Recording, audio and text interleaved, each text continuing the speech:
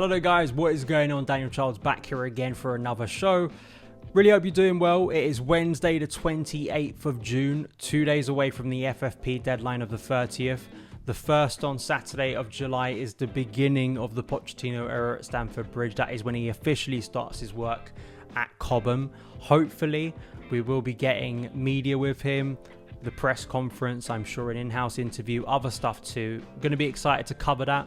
Finally see Pochettino in Chelsea merchandise, see him in a tracksuit, see him around Cobham with his staff, seeing the players filter back next week for pre-season training. It won't be all of them, as we know, because some of them, of course, some of the younger ones are still involved with the Euros under 21s, and that may have its kind of knock-on effects for pre-season preparations that maybe some of us haven't kind of appreciated. But I'm just excited for next week to see Pochettino. That's going to be the big thing, and we will react to his comments, not only in front of the media for the press conference, but also, I'm sure, for in-house stuff as well.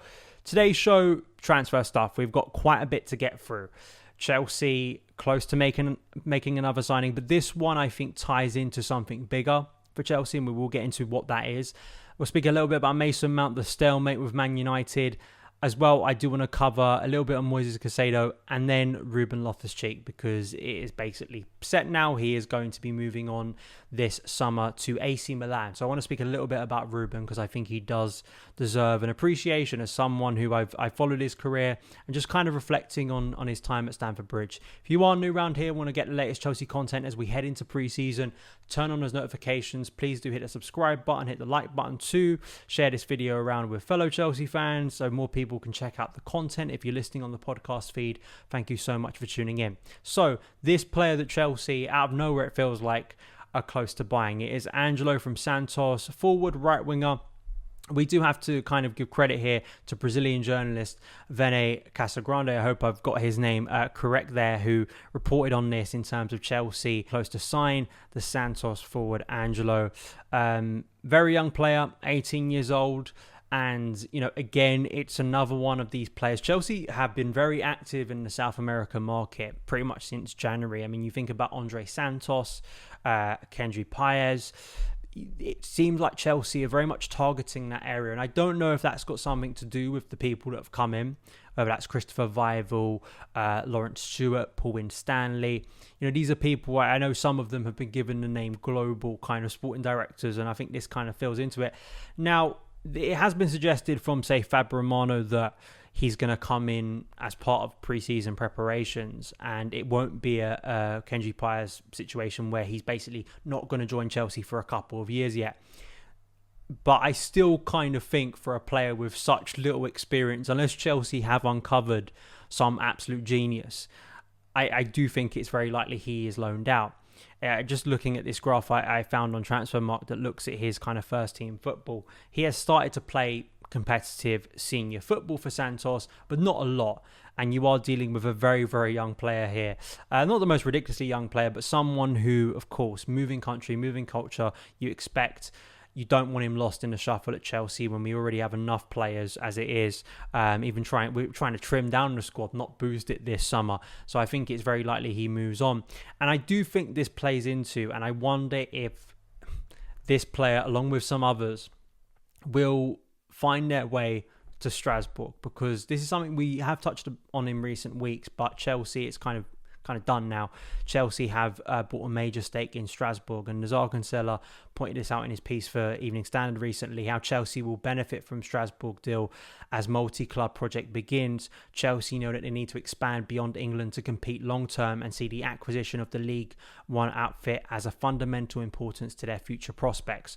Blueco 22, which is the organisation basically behind Chelsea's ownership, it is the name that's been given, and some people have kind of make jokes out of that over the past week, outlined its aims last night after securing almost an entire stake in Strasbourg, making the following statement: this strategic investment will further our presence in European football. Alongside our ownership of Chelsea, we believe it would create huge opportunities to share knowledge and expertise.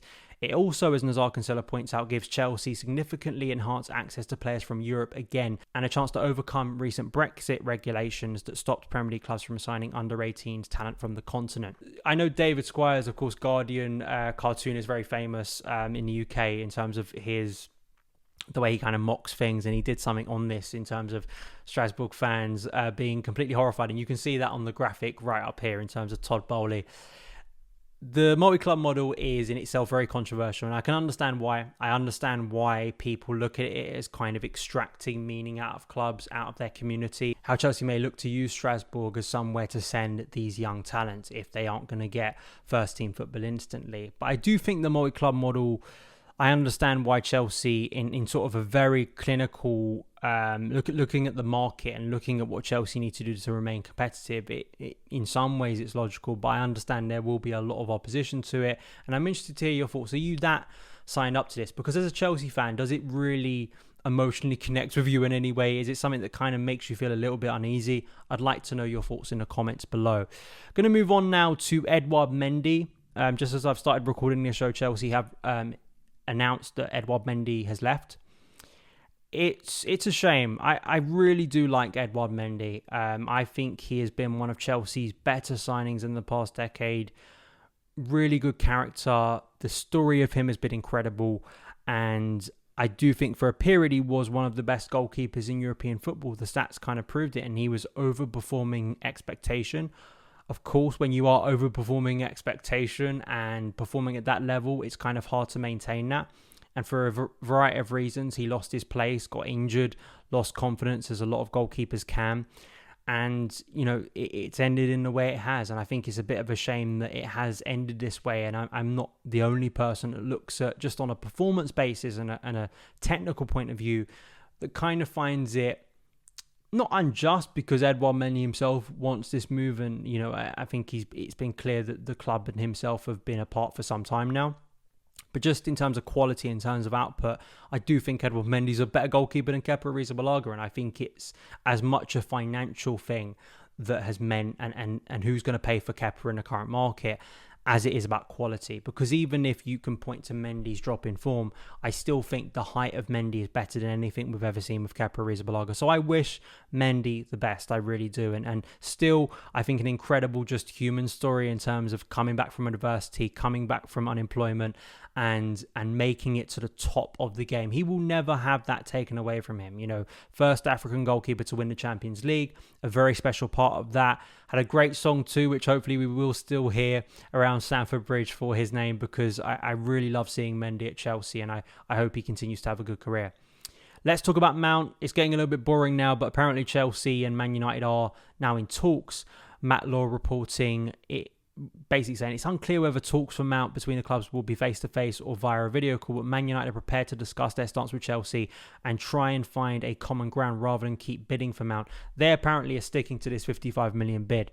I did say on Sunday when I talked about Mount that there comes a breaking point, and it comes to a point with Chelsea, I think, on this front. Because, listen, Man United are going to do what Man United are going to do. I'm more interested in, of course, from Chelsea point of view. You've got Mauricio Pochettino starting his work now, and what you don't want is constant questions about Mount's future for the entirety of the summer. That will become, I think, a drag to Pochettino, who maybe experienced some of that when he was at Spurs, and there's got to be a positive energy about this pre-season. And if Mount is, you know, I don't think that Mount will come in and be disruptive. At least that's the signal is, and I think Matt Law reported similar earlier in the week that that's not going to happen. But you don't want it dragging down what should be an optimistic time to kind of rebuild Chelsea. So that's why, even if I feel Mount's worth more than 55 million, will the club blink? Because they feel that the money's there. Man United are the most willing buyers, and you don't want to be in a situation of losing him out for absolutely nothing next summer. So that's going to be, I think, the breaking point to see if Chelsea do blink or whether they hold firm, and maybe Pochettino hopes you reintegrate Mount, and in a dream scenario that he stays at Chelsea. But that is the dream scenario. I think at the moment, all indications still say that Mount will likely move on, and will they find that compromise this week? Also, we know that Moises Caicedo is likely to be in the eyes of Chelsea this week in terms of making another bid, because it isn't just no bid so far. David Ornstein reported that Chelsea had made about 60, million bid, and this was in conjunction, I think, with his reporting around Nicholas Jackson, who still hasn't been announced. And that kind of came as a surprise, because all of the reporting at the time had said that Chelsea were kind of thinking about it. You know, is it kind of a deal that can really, really be done this summer with Levi Colwell, of course? But apparently now Chelsea are going back in. And we do know from the player side, it's been pretty consistent that Moises Caicedo is very willing and open for a move to Stamford Bridge this summer. It's whether that deal can be struck with Brighton. And I do think this is going to be one that's going to drag on, because Tony Bloom not only knows he can extract a big fee for a very talented player, but I'm sure he's looking at the situation that is developing with Declan Rice between Arsenal, Man City. Man City have now backed out. It's likely now that West Ham are going to get over 100 million for Declan Rice, which I think is, fair given what Rice could contribute to Arsenal. And I think maybe City have messed Arsenal about a bit to force them to pay a little bit more. Dream situation from a negotiating point of view for West Ham, but that's why it may drag out a little bit longer than maybe Chelsea would want, anyone would want, because it's such a key position, right? But it comes down to that thing of, if you're not going to include Levi Colwill, which I don't think you should in negotiations, you're going to have to pay more, and you're going to have to pay a premium, and it's whether you want to push the boat out for Moises Caicedo. I still think that Chelsea will, and I think that the deal could be done, but I don't expect it to be done anytime soon. I'd like it to be done swiftly, as we all do with transfers, because we hate them dragging on. By just knowing Brighton, it's going to be a little bit longer of a negotiation. The final thing to speak about today is Ruben Loftus-Cheek. Chelsea and Milan have agreed a fee for Ruben. Ben Jacobs reporting yesterday following a productive Monday night meeting. As revealed yesterday, total package, including add-ons, is 20 million euros. Loftus-Cheek is expected to sign a 4-year deal. So he made kind of a big show, Ruben, on the final day of the season of saying goodbye to Stamford Bridge when he was subbed in the second half.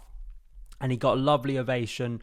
The majority of the crowd singing his name. I thought it was a really nice moment because, Ruben's been through a lot. And I think that there's one way you can look at the Ruben Loftus-Cheek Chelsea story. You can be kind of quite cynical and be quite sad that it didn't turn out the way many of us dreamed it would when he broke through, and kind of the talent there, and especially before his injury.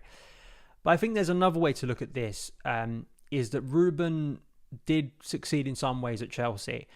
Being able to come back from what he suffered, especially because he had a number of injuries earlier in his career, but especially that ACL injury, and given some of the stories around then of how difficult it was for him to return. It took him around, I think, 13 months, maybe a little bit longer, to get back and start competing again, and then going on loan to Fulham during the 2020-21 season, where it kind of looked like this could be the end for his time at Chelsea. I think that's the most telling thing about Ruben's character, was that it could have been very easy for him when he was loaned out to Fulham to just be the end, and that's it. That's his Chelsea dream over.